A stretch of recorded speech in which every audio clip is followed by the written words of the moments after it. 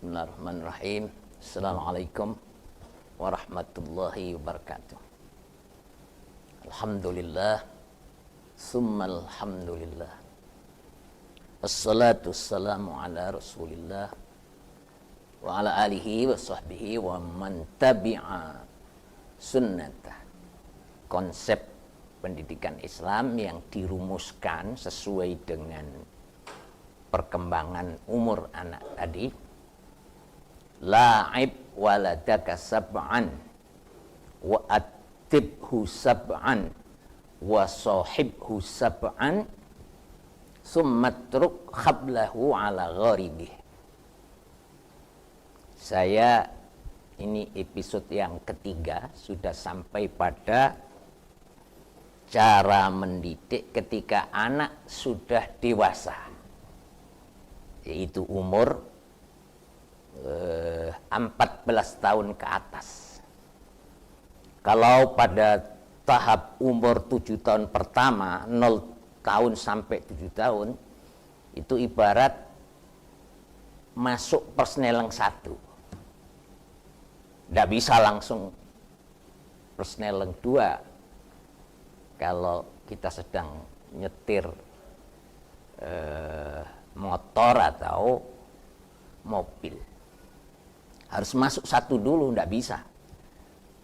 Tapi kalau sudah jalan bagus, anak sudah kita bisa merebut menjadi milik kita yang sesungguhnya, milik Allah yang sesungguhnya, tapi maksudnya kita sudah bisa menguasai jiwa anak, dan anak sudah lengket dekat dengan kita, orang tua dengan mudah habis itu masuk ke gigi persneleng kedua.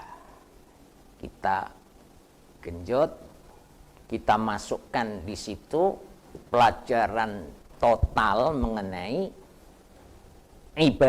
akidah, ya, iman yang kokoh, dan tadi ibadah. Di samping juga muatan yang ketiga, yaitu akhlak, adab, etika, dan sopan santun. Itu sangat penting. Akidah kuat, ibadah kuat, tetapi juga punya akhlak, adab, dan etika. Itu Rasulullah sangat memperhatikan ketika umur 7 tahun kedua ini, bahkan umur 7 tahun pertama tadi itu. Rasulullah sangat memperhatikan pendidikan akhlak dan etika. Satu saat Rasulullah melihat seorang anak yang berhimpun dalam satu majelis yang di situ ada acara makan-makan. Ini anak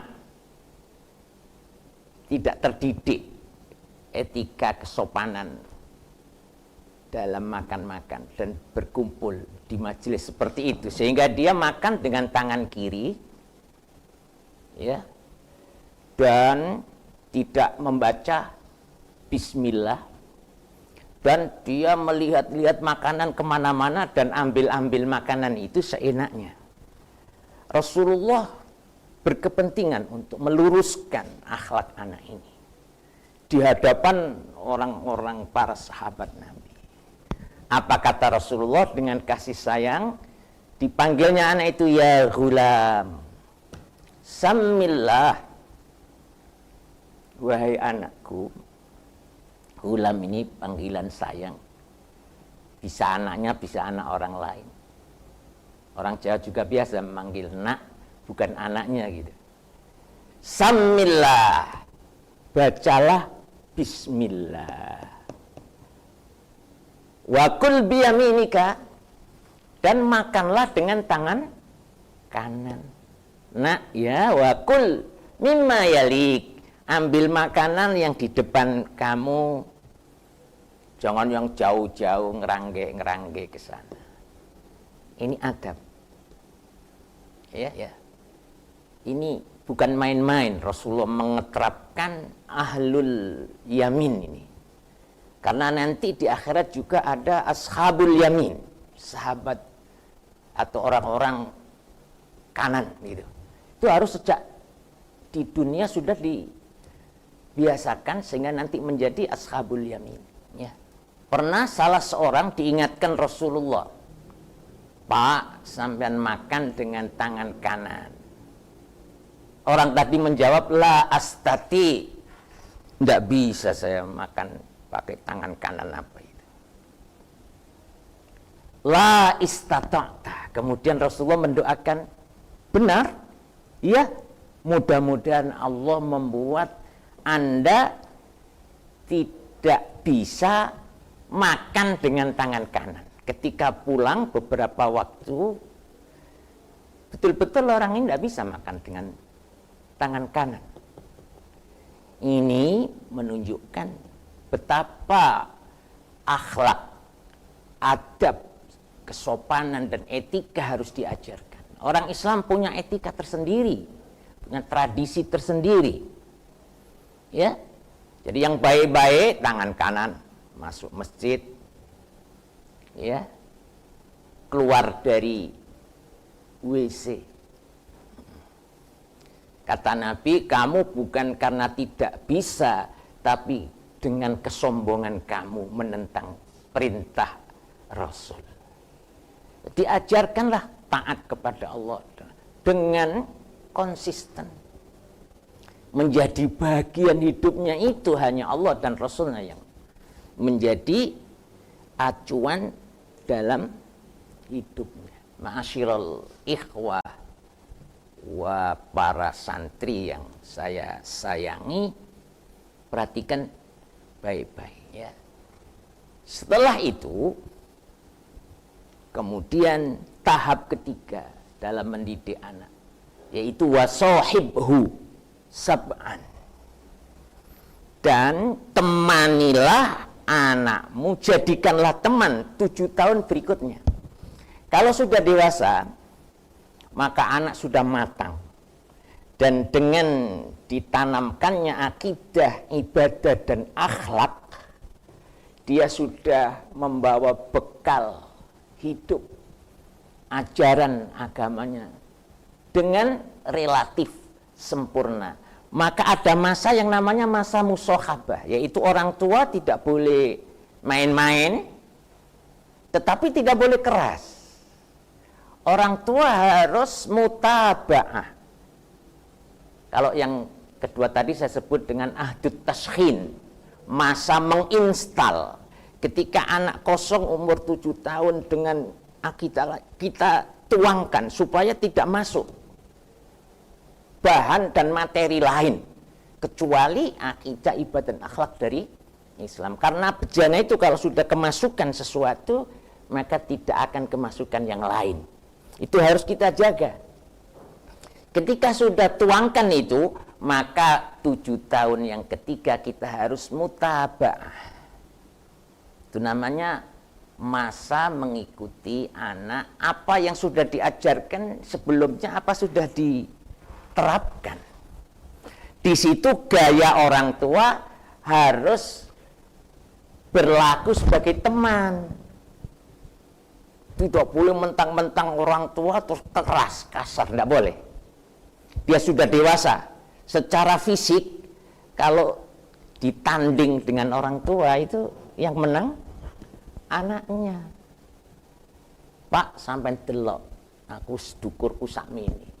Pok, nek gelut mbek sampean menang. Jangan sampai terjadi seperti itu. Tapi karena sudah cukup bekal, maka di situ harus terjadi namanya rembukan. Wasyawirhum fil amr. Kalau kita melihat tingkah laku anak yang nyimpang, kita tidak boleh keras, tidak boleh dipukul, diem-diem sampai nanti konangan terus dipermalukan. Jangan. Ketika di kamar dia bawa foto-foto bukan keluarga, kita harus mengikuti, nak, kau niku nggawa apa yang kamu bawa. Dulu saya juga pernah seumur kamu dengan orang tua yang fair, yang bloko sutot. Apa yang menjadi problem kamu, sampaikan kepada orang tua. Iki lho Pak, fotone ini loh, anu foto sian. Bola nek iku ae, coba tak delekno alternatif. Itu harus sudah tidak ada sekat. Karena dia sudah dewasa, pikirannya sudah rangkap. Bekal keagamanya sudah ada pada tahapan 7 tahun kedua tadi. Insya Allah kalau dengan begitu maka anak happy. Jangan sampai keras, diam-diam dipukul. Dia akan menjadi anak broken home.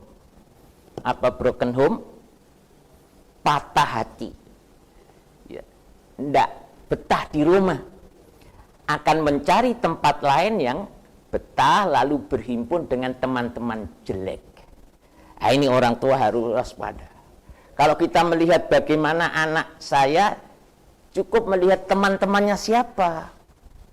Ahli akhlak mengatakan, anil mar'i la tas'al wasal an qarinihi fakullu qarinin bil muqarani yaqtadi. Mengenai perilaku akhlak seseorang, ya, la tas'al, ojo kon takoni, kon iku piye sih dapurmu, apa kerjamu, dia tidak akan ngaku. Wasal angkorinihi, tanyalah temannya, cari temannya siapa, tidak akan beda jauh dengan dia. Wasal angkorinihi, wa kullu qarinin bil muqaraniyat tadi, siapa teman kalau cocok gelombangnya akan menyatu dan mengikuti itu. Wala tashaban illa zakiyan muhadzaba, janganlah kamu berteman kecuali dengan orang yang takwa, agamanya cukup, muhadzab terdidik, akhlaknya baik, ya. Munjizan lil mawaid, yang menepati janji. Jangan kebalikannya, ya. Karena berteman dengan orang yang jelek itu akan menular. Jadi jangan berteman dengan yang jelek, ya, karena dia itu seperti penyakit kudis yang bersemayam pada orang lain. Berteman dengan dia akan gampang sekali menular. Fa'innahu yu'ti kama yu'ti sahihal ajrab, karena teman yang jelek itu akan menular sebagaimana penyakit kudis menular. Demikian barangkali. Allahumma anfa'na bima 'allamtana wa 'allimna ma yanfa'una warzuqna ilman yanfa'una. Sallallahu ala Muhammad walhamdulillahi rabbil alamin. Assalamualaikum warahmatullahi wabarakatuh.